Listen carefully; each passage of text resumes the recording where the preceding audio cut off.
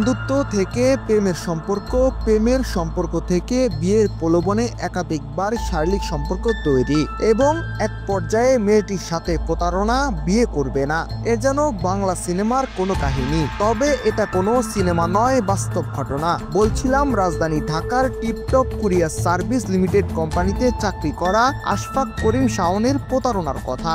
আশফাক করিম শাওন চাকরি করতেন রাজধানীর টিপটপ কুরিয়ার সার্ভিস লিমিটেড কোম্পানিতে। সেই সুবাদে একই অফিসের নারী সহকর্মীর সঙ্গে তার বন্ধুত্বের সম্পর্ক তৈরি হয়।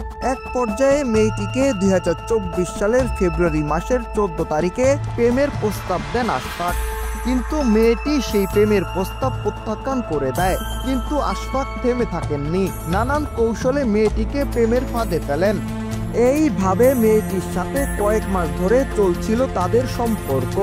এক পর্যায়ে সম্পর্কের দোহাই দিয়ে বিয়ের প্রলোভন দেখিয়ে মেয়েটির সঙ্গে শারীরিক সম্পর্কে লিপ্ত হয় আশফাক, কিন্তু আশফাক বিয়ে করে না।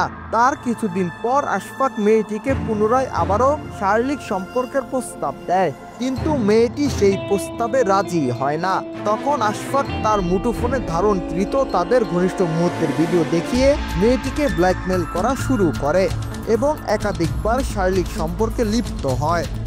এর মধ্যে আশফাক ছুটিতে গ্রামের বাড়িতে যায়। সেখানে গিয়ে আশফাকের ভিন্ন রূপ। মেয়েটির সাথে থাকা তাদের সম্পর্কের কথা অস্বীকার করে মেয়েটির সাথে যোগাযোগ বন্ধ করে দেয়।